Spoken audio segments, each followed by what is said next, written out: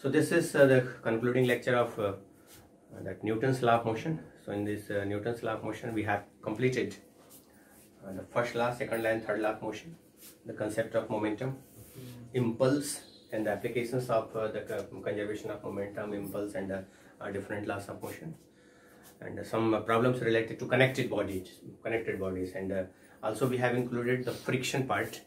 So in the absence of friction and in presence of frictions, we did some calculation, some mathematical derivation too. So some points where students get confused. In today's class, I am trying to cover those points. The first one is the concept of inertial and non-inertial reference frame. Inertial and non-inertial reference frame.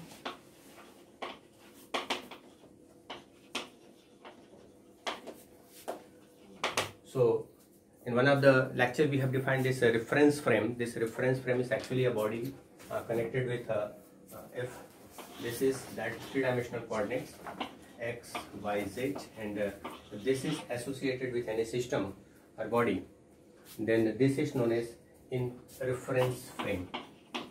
So reference frame, this is three-dimensional coordinates connected with or associated with any system or body. So when a three-dimensional coordinate, three-dimensional space, 3D space is connected with any system or body, then that is known as reference frame.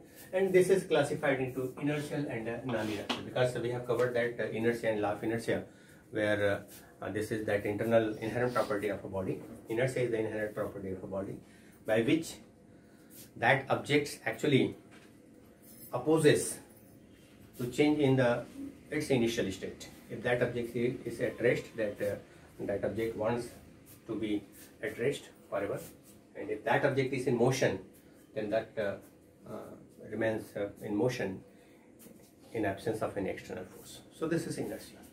So law of inertia, and that it depends on law of inertia, that inertia and non-inertial reference frame. So let's differentiate this inertial reference frame and the non-inertial. So first, inertial means first this follows law of motion. So in the inertial reference frame actually follows the law of inertia, law of motion. So we have three law of motion, and it is used in this inertial reference frame. And second, obviously when we use no term here, so it doesn't follow the law of motion. Second, it actually defined on the basis of first law of motion, where inertia is defined. So this is either at rest or this is in constant velocity. If any object which is at rest, this is inertial reference frame, or with moving with constant velocity, this is also the inertial reference frame. And the third state that remaining is the acceleration. So here this is not in rest or in constant velocity, so this is accelerated. So this is accelerated. So if any object is accelerated, then that is non-inertial reference frame. It doesn't follow law of motion. Third is, and if this is accelerated, means obviously there will be the concept of force. And here in third case, no force applied. This is also given in the definition of inertia. In absence of any external force, that object will be either at rest and remains the same, or in moving with a constant velocity and continues moving with constant velocity in absence of any external force. So there is no concept of force in non-inertial reference frame, but in inertial reference frame. But in non-inertial reference frame, one pseudo force or fictitious force, that is pseudo force, So that there is acceleration, obviously there will be force, but that force is not the real force. That is actually the pseudo force, fictitious, because we don't know the factor behind this. Who is applying the force? We don't know. That's why that force is a fictitious force or pseudo force. So these are three main difference between inertial and non-inertial reference frame, and we can give some examples. If a bus is at rest, it's inertial because velocity is zero, no force will be applied. Or a bus is at rest or moving with constant velocity. Moving with constant velocity. So if a bus is moving with constant velocity in highway, then that is inertial reference frame. And if driver applies brake, suddenly driver applies brake, at that time that bus behaves like a non-inertial reference frame. And जब हम वो इसमें use करते हैं ना कि suddenly अगर उसमें ब्रेक अप्लाई किया जाए तो पर्सन जो है वो सामने बेंट हो जाते हैं because of that force. We don't know the factor कि फोर्स कौन लगा रहा है, but we just back forward, just bent forward. या फिर सडनली अगर कोई वैल्यू उसमें गियर अप किया जाए, अगेन एक्सेलरेटेड बस, तो एक्सेलरेशन अप्लाई किया जाता है. एट दैट टाइम हम पीछे की तरफ से बेंड होते हैं. That is because of that pseudo force. Even also in the circular motion, there is one acceleration, centripetal acceleration. वहाँ पर भी बाइकिंग वाला एग्जांपल हम लेके देखे थे, वहाँ पर भी टर्न में बाहर की तरफ जो फोर्स लगता है, that force in outward direction, that is the pseudo force. At that time, that vehicle behaves like non-inertial reference frame. So these are the difference between inertial and non-inertial reference frame. What's about our Earth? Earth is inertial or non-inertial reference. So Earth, basically in general, in calculation, we take Earth as at rest because its size is huge. So we never say if one car is moving with 60 km/h with respect to Earth, because we just think Earth is at rest, but this is not the case. Earth is actually a good non-inertial reference frame.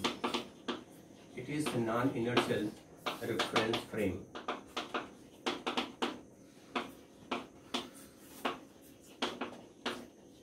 This is non-inertial reference frame, a good non-inertial reference frame, because it has two circular motion. One is spin motion, and second one is a circular motion. This is that path, circular path around the sun. And it is moving with constant velocity v. This is Earth and this is Sun. So in the orbital, Earth has orbital motion, and we know in the circular motion this velocity, speed is constant. Speed is a scalar quantity. Speed is constant, but because of change in the direction, it's accelerated. Velocity is changing because of change in the direction. And when we have calculated that centripetal force, because of that gravitational force between Earth and the Sun, that centripetal force is generated due to the gravitational force in between this Earth and Sun. And second one is, it has also that it's a spin velocity. This is that axis and it is spinning. It is spinning. So again, velocity is changing point to point because of change in the direction.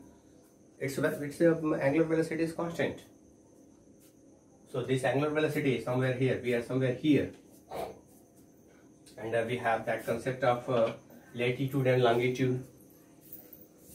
So if we are somewhere here, then this angle is, let's say, this is theta. This is that latitude of Earth at a Belai, the latitude of Belai is 21.2 or 21.19 degree. So we are here, somewhere here.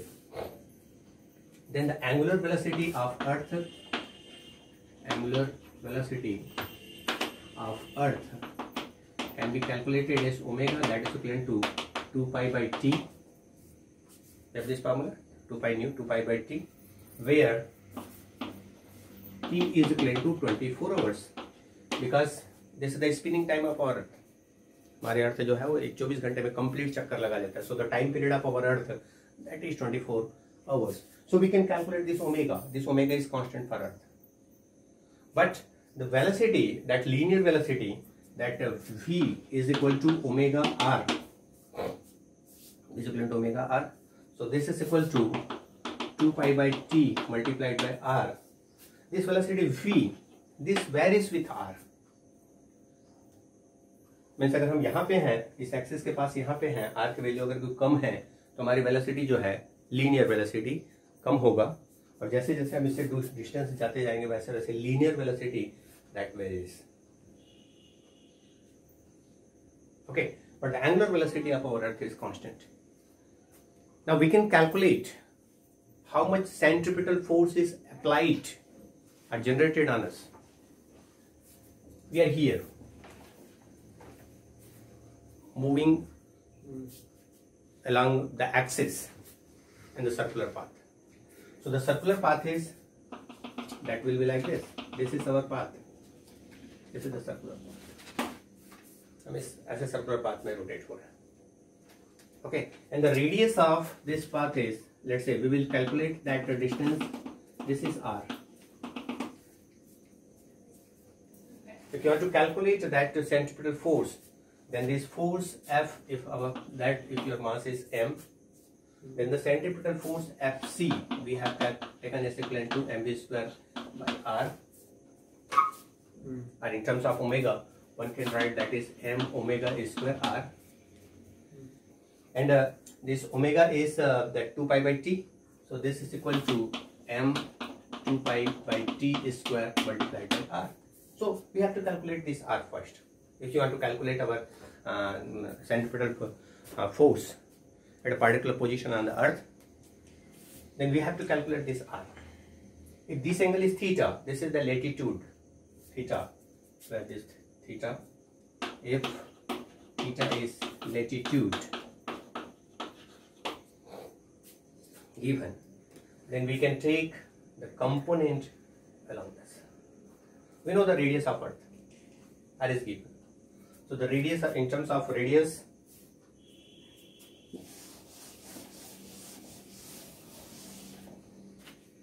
so the radius of earth, that is equal to 6400 kilometer. कितना kilometre इसका radius होता है? You can calculate in meter. So this 6400 kilometer, this is the radius, this is capital R. So let's say this is capital R. So capital R is given, theta is given. We can calculate this small r. If this angle is theta, this angle will be theta from the geometry. So r is equal to r cos theta. So one can write this Fc. So r is equal to r cos theta, where theta is latitude. इस particular position पर theta जो है वो latitude है. We can calculate r, and we have this Fc. Fc, it is equal to now m by 2 pi by t square multiplied by r is this, r cos theta. T is constant, this is given. R is constant, this is given. T is 24 hours. R is that 6400 kilometer. And this theta, this is that latitude of that particular position. For example, at Bhilai, it's about 21.2 degree. So you can calculate centripetal force. You can calculate the centripetal force on the earth. Okay? So this is the concept of general interest. We must know the centripetal force. सबका अपना मास पता है आपको, है ना? भिलाई का latitude पता है, हाँ?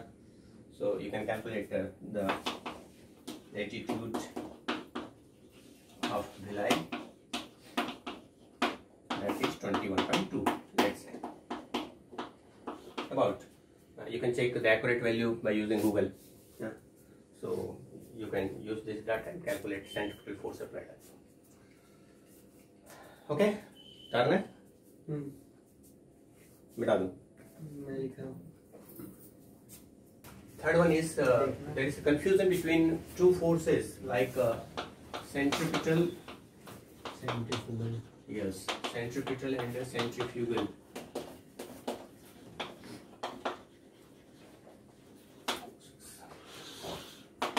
As far as the formula is concerned, both are same. So this Fc it is equal to mv square by r, and that is equal to m omega square multiplied by r. Formula is same for both cases. So centripetal and centrifugal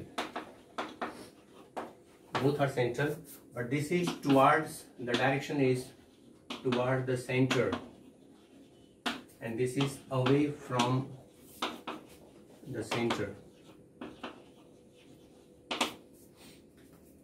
Toward the center and away from the center. But how we can judge which force is centripetal or which force is centrifugal? This is the confusion. The formula is same, only the direction is opposite. One is toward the center and the second one is away from the center. Let's have one example. This is a platform, circular platform, and this is the center, and here is one body of mass m. Now it is connected with one string at the center. This, it is moving with a constant angular velocity omega. Constant angular velocity omega, it is moving. Then this centripetal force on this is equivalent to, if this is small r, this is equivalent to m omega square r, and it is generated by the tension. Both are pseudo force, fictitious force. It is generated by this tension on the string. There is one connection, then this is balanced, one can say. This is balanced by, this is generated by this tension T, this is centripetal. If there is no string, what will happen?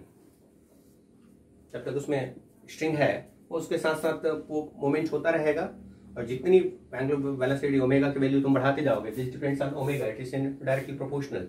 जैसे जैसे omega की value बढ़ती जाएगी, tension जो है, tension on the string, ये increase होगा. That tension on the string, this will generate that centripetal force. Centripetal force is direction is centre. अब इसको अगर कोई तुम हटा दो, still it is in motion, but now the direction of this force that will be away, and because of this, ये जो है वो टेंजेंटल डायरेक्शन पे, एक पार्टिकुलर स्पीड होने के बाद फिर वो टेंजेंटल डायरेक्शन पे वो निकल जाएगा.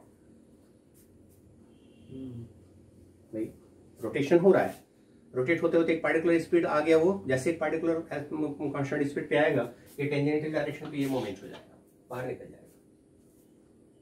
At that time that force is centrifugal force, because of that it's outward direction, ये टेंजेंटल डायरेक्शन पे बाहर निकलता है. लेकिन स्ट्रिंग के साथ बंधा हुआ है या कहीं को जनरेटेड है, वो सेंट्रीपिटल है.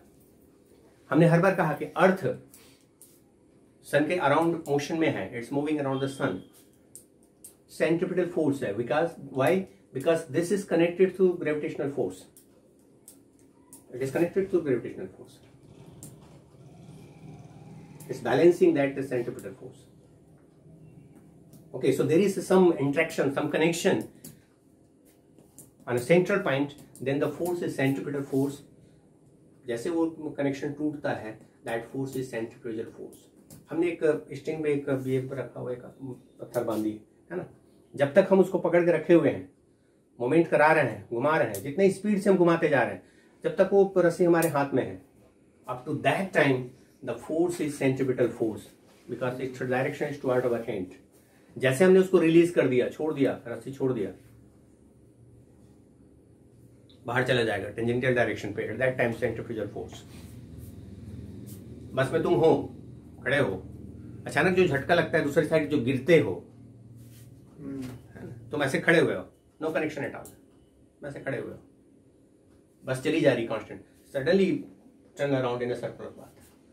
अगर तुमने किसी पकड़ा हुआ नहीं है तो इस डायरेक्शन पे अगर कोई गिर जाते हो, सेंट्रीफ्यूगल फोर्स, लेकिन वहीं पर अगर यहाँ पे एक स्टैंड है उसको तुमने पकड़ लिया, तुम्हारे हाथ में वो टेंशन बैलेंस हो रहा है, तुम उस फोर्स को बैलेंस कर लिए, that is centrifugal force. So that is centrifugal force and centrifugal force is this. Okay, clear? So minor difference, both are pseudo potential, both formula is same, but only thing is that connection with the center. So till date we have taken that mass is as a constant. In Newtonian physics, mass is taken as constant. Velocity is much less than the speed of light, and whatever physics we learn, we taught, teach, that is the Newtonian physics, classical physics. So in classical physics or Newtonian physics, we take mass as a constant. But in one example where mass is taken as one variable quantity, that is the principle of rocket. Principle of rocket propulsion. This is only one example. This is in Newtonian physics based on Newton's law of motion or conservation of momentum, Newton's third law of motion. The principle of rocket propulsion, only here we take mass as a variable. Why? What is the principle? Let's see. So this is that rocket initially on the ground. जैसे on होता है, fuel जलना शुरू होता है, exhaust होता है, वैसे वैसे ये ऊपर मूवमेंट करता है. It moves in the upward direction by burning fuels. Upward direction पे initial mass that was the m naught. Initial velocity is v naught. After that at time at t is equal to 0, initial mass is m naught. This includes the mass of fuel. v naught is that is initial velocity. After time t, कुछ fuel जो है वो जल गया, burn हो गया, means its mass is decreasing. Its mass is decreasing. Mass decrease होता है तो वो एक्सेलरेट होता है. That acceleration is generated because of the change in mass. Acceleration is generated means velocity is changing. Mass decrease होते जाता है, velocity बढ़ते जाता है. Acceleration means variation in the velocity. Velocity is increasing because of decrease in mass. So this is the first example in Newtonian physics where mass is taken as a variable. Okay, तो ये जैसे ये start हुआ in this direction और धुआं निकलता है and it applies thrust on the earth और ये मूवमेंट आगे बढ़ता है. So let's have some mathematical calculation.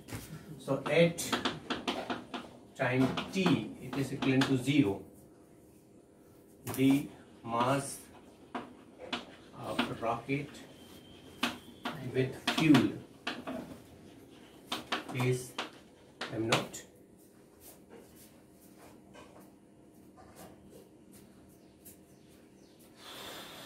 and the initial velocity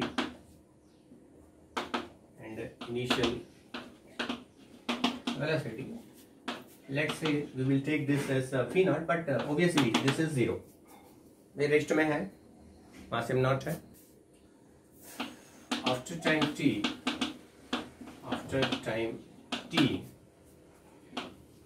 if the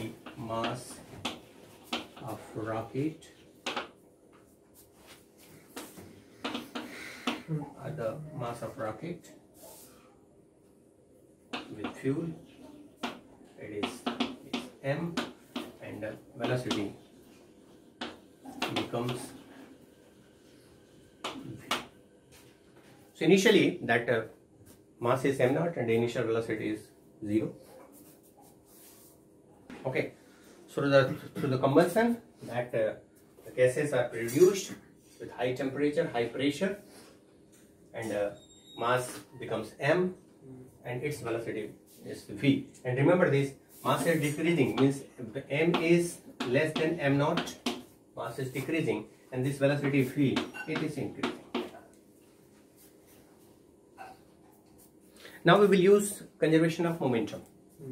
So initial momentum and final momentum we have to take. So that, let's say at particular instant of time, this is the case. So we will consider one small change, a small time, a small velocity, a small mass. So because in calculation I am trying to use derivatives, integration and differentiation, and integration and differentiation we take that a small span of time, a small mass, a small change in velocity. So let's say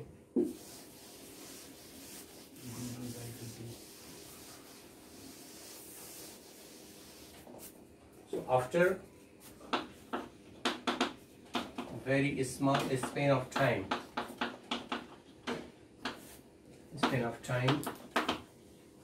dt, the mass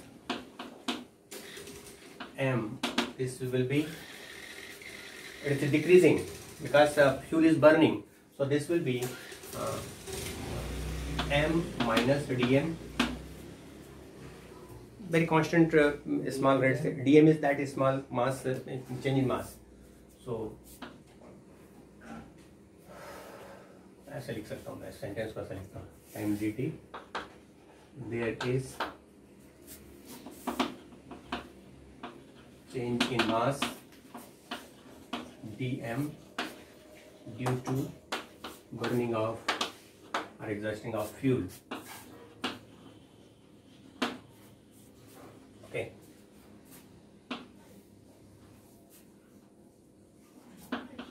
Therefore, mass becomes m minus dm. Because it's burning, it will reduce. As in turn,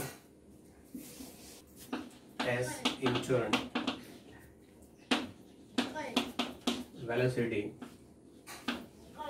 will be increased by a small factor of dv. So there is a change in mass that is very small, that is dm. So there will be a change in its velocity dv, and that will be with a positive sign. So that is, the velocity is v plus dv. So here this is m minus dm, because it is reducing, and the velocity is increasing. That's why this is v plus dv. So this is that velocity is, mass is decreasing, velocity is increasing, and this increase in the velocity because of this dm. This is the burning of fuel. So here the mass of fuel burning, this is dm, and this gas, it is moving with a constant velocity vz. Let's say vz in this direction.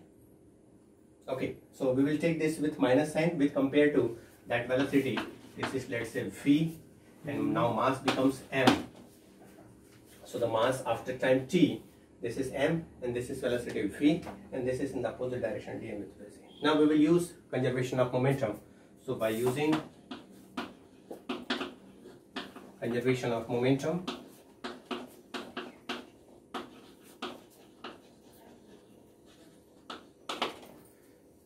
during that small span of time dt, remember this, na? है ना? We are not taking that t is equal to that t naught. Starting per time, we are not taking that t is equal to 0. We are taking that time between two span of time with that gap of dt. So this conservation of mass is m multiplied by v. This mass multiplied by velocity. This is the initial momentum. And the final momentum after time dt, that small span of time, will be this mass and this velocity, as well as this mass and this velocity.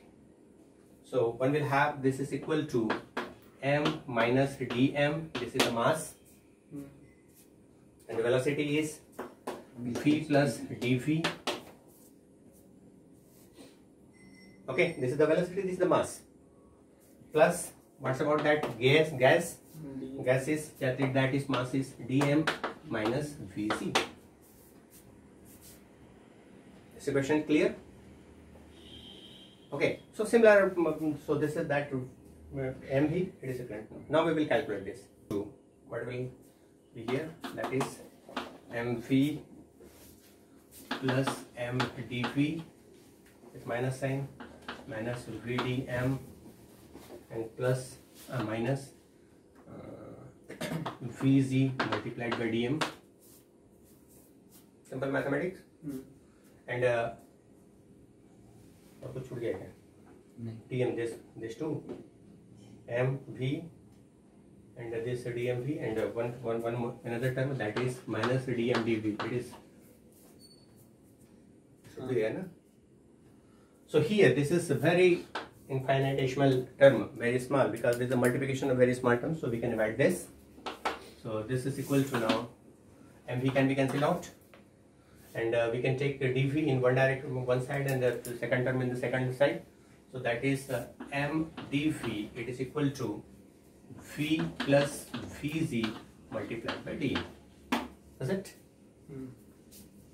Very small value, so we can divide this, and that dv, that velocity is changing in this direction, and by comparing that change in sign, so m dv is equal to v is equal to. Now what about this? V is that the velocity of that rocket in the upward direction, and Vz, this is in the opposite direction. So that V and Vz, these are the relative velocity, and this V, remember this. Here we will think about that relative velocity. This V, this is compared with our Earth, with respect to our Earth. This Vz, this is also with respect to our Earth, and we think that the velocity of this with respect to this rocket, then this will be that resultant term, resultant velocity. So we can take this as equal to u dm, and here this is with minus sign. Let us think how. Where this v, this is velocity of rocket with respect to Earth के respect में है, and Vz, this is the velocity of gas with respect to, again this is with respect to Earth, and u, this is the velocity of, so this u is equal to velocity of gas with respect to rocket. Okay, so this u, this is that relative velocity, and the direct, if we want to calculate this u is equal to, so what will be, the direction is minus u. Just you can check. हमने relative velocity किया है ना? मैंने यहाँ पे clear cut लिख दिया. This v is with respect to Earth, and you are seeing the direction. That vz, this is in the opposite direction, and both are with respect to Earth. So you can have this u is equal to minus with minus sign. So relative velocity of that gas with respect to this. So now we will integrate this. So that dv, it is equal to minus u dm by m. Integrate कर दो. So that by taking the integration,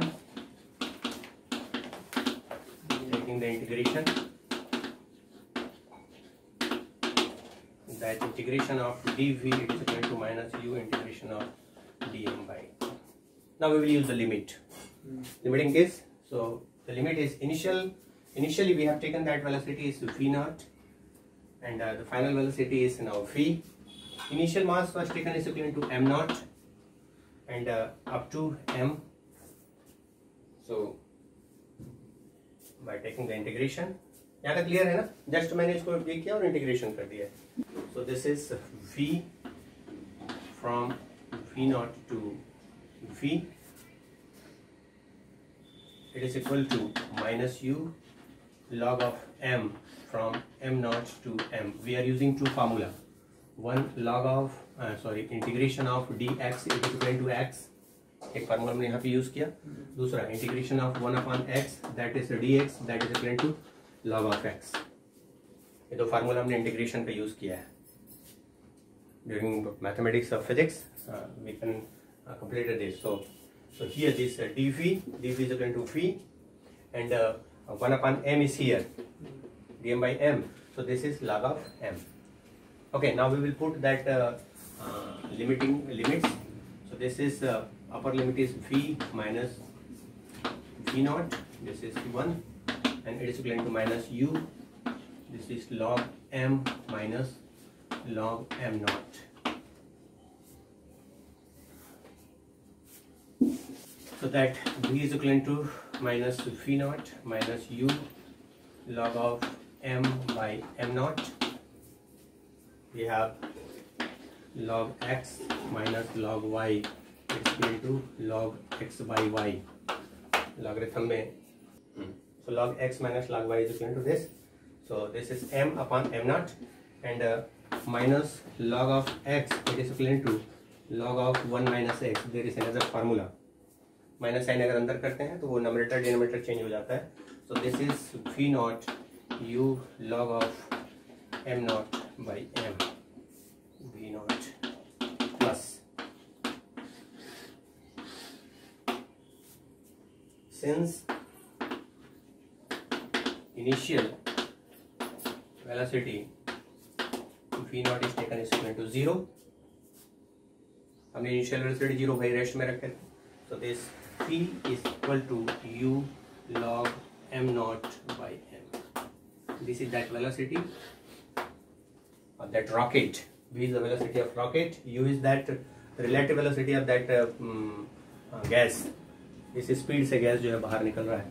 And one can have this log with m naught by m. M naught is the initial mass of rocket with fuel, and m is after time delta t. मास कितना बचता है fuel वो है. अब thrust we can calculate.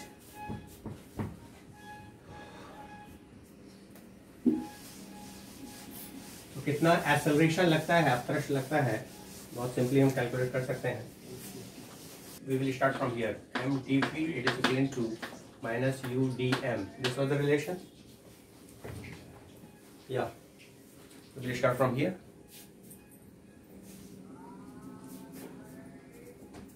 Okay, so this is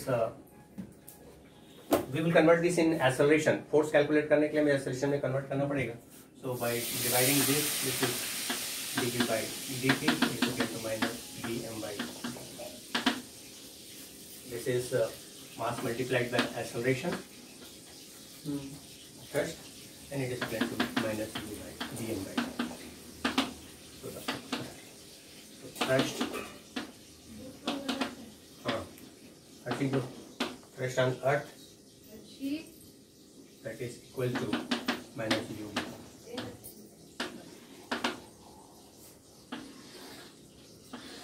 तो किस rate से fuel जलता है उससे ये थ्रस्ट जो है वो डिपेंड करता है. So that is thrust force F on the earth, that is F is equal to minus u dm by dt. So I think this is the concluding part of this unit. And I think almost all portions of this unit has been completed thoroughly.